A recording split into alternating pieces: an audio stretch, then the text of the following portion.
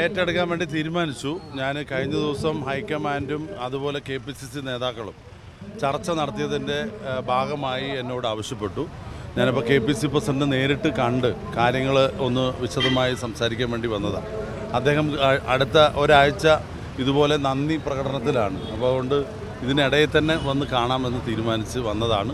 കാര്യങ്ങൾ ഹ്രസ്വമായിട്ട് ചർച്ച ചെയ്തു. അടുത്ത ദിവസം തന്നെ തൃശ്ശൂരിലെ പ്രധാനപ്പെട്ട നേതാക്കന്മാർ, സീനിയർ നേതാക്കന്മാരുമായി ബന്ധപ്പെട്ട് ഞാൻ തൃശ്ശൂരിലെ താൽക്കാലിക ചുമതല, DCC പ്രസിഡന്റ് താൽക്കാലിക ചുമതല ഏറ്റെടുക്കാൻ വേണ്ടി തീരുമാനിച്ചിരിക്കുകയാണ്. അത് ഒഴിവാക്കാൻ പറ്റുമെന്ന് വിചാരിക്കുന്നുണ്ടോ? ഉറപ്പായിട്ടും എനിക്ക് നല്ല ആത്മവിശ്വാസമുണ്ട്. മാത്രമല്ല, തൃശ്ശൂരെന്ന് വെച്ച് കഴിഞ്ഞാൽ കോൺഗ്രസിൻ്റെ UDFൻ്റെ ഒരു ശക്തമായ വേരോട്ടമുള്ള നല്ല സ്വാധീനമുള്ള ഒരു ജില്ലയാണ്. നല്ല ആത്മാർത്ഥതയുള്ള ആയിരക്കണക്കിന് പ്രവർത്തകരും അവിടെയുണ്ട്. അപ്പോൾ ചെറിയ ചെറിയ അഭിപ്രായ വ്യത്യാസങ്ങളാണ് അതിപ്പോൾ പ്രതിഫലിച്ചിരിക്കുന്നത്.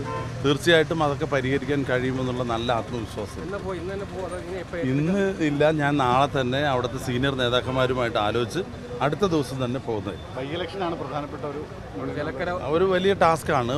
ബൈ ഇലക്ഷൻ മാത്രമല്ല, അതിന് തൊട്ടടുത്ത് വരുന്ന പഞ്ചായത്ത് തിരഞ്ഞെടുപ്പുണ്ട്. ഇപ്പോൾ നേതാക്കന്മാരുടെ ഇലക്ഷനാണ് കഴിഞ്ഞത്. ഇനി സാധാരണ പ്രവർത്തകരുടെ ഇലക്ഷനാണ്. അപ്പോൾ അവരുടെയൊക്കെ ഇൻവോൾവ്മെൻറ്റ് 100% പാർട്ടിക്ക് വേണ്ടി പ്രയോജനപ്പെടുത്തുക എന്നുള്ളതാണ് എൻ്റെ ഒരു ദൗത്യം. ആ ദൗത്യം വിജയിപ്പിക്കാൻ വേണ്ടി നിങ്ങളുടെ എല്ലാവരുടെയും സഹകരണം ഉണ്ടാകണമെന്ന് അഭ്യർത്ഥിക്കുക. ഞാൻ ഇന്ന് മിക്കവാറും കാണുന്നുണ്ട്, തിരിച്ചു പോകുന്ന സമയത്ത് കാണുന്നുണ്ട്. തീർച്ചയായും അദ്ദേഹം ഒരു മുതിർന്ന നേതാവല്ലേ, മുൻ KPCC പ്രസിഡന്റാണ്. അദ്ദേഹം അവിടെ മത്സരിച്ചതാണ്.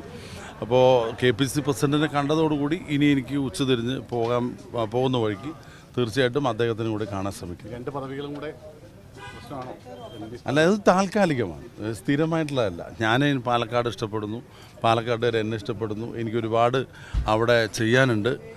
ഇലക്ഷൻ കഴിഞ്ഞ് നന്ദി പറയാൻ വേണ്ടി പോലും പോകാൻ കഴിഞ്ഞിട്ടില്ല. അപ്പോൾ ഈ മഴയും പെരുന്നാളും ഒക്കെ കൂടെ വന്നു, അതിൻ്റെ ഇടയ്ക്ക് തൃശ്ശൂരും കൂടി വന്നതുകൊണ്ട് അല്പ ദിവസം കഴിഞ്ഞ് പാലക്കാട് തന്നെ സജീവമായിട്ടുണ്ടാവും.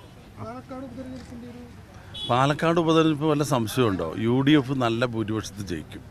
ഇത്തവണ തന്നെ കഴിഞ്ഞ തവണത്തേക്കാളും നല്ലൊരു ഭൂരിപക്ഷം UDFന് നൽകിയിട്ടുണ്ട്. ഏകദേശം 10,000-ൻ്റെ അടുത്ത് വോട്ടിൻ്റെ ലീഡാണ് BJPയുമായിട്ട് UDF ഉള്ളത്. LDF ആണെങ്കിൽ 18,000 പിറകിലാണ്. പക്ഷെ നല്ലൊരു സ്ഥാനാർത്ഥി വരികയും തീർച്ചയായിട്ടും നല്ല ഒത്തൊരുമിച്ച് പ്രവർത്തിക്കുകയും ചെയ്ത പാലക്കാട് UDF നിലനിർത്തും. അത് പാർട്ടിയല്ലേ തീരുമാനിക്കേണ്ടത്. പാർട്ടിയിൽ എന്ത് തീരുമാനിച്ചാലും വേണ്ടില്ല, നല്ലൊരു സ്ഥാനാർത്ഥി വരുമ്പോൾ തീർച്ചയായിട്ടും അവിടെ പാലക്കാട്ടെ പ്രവർത്തകർ ഒറ്റക്കെട്ടായി, അവർക്ക് മതേതര മനസ്സുള്ള പ്രവർത്തകരാണ്, അനുഭാവികളാണ്, വോട്ടർമാരാണ്. അതുകൊണ്ട് അത് നിലനിർത്തുക തന്നെ ചെയ്യും.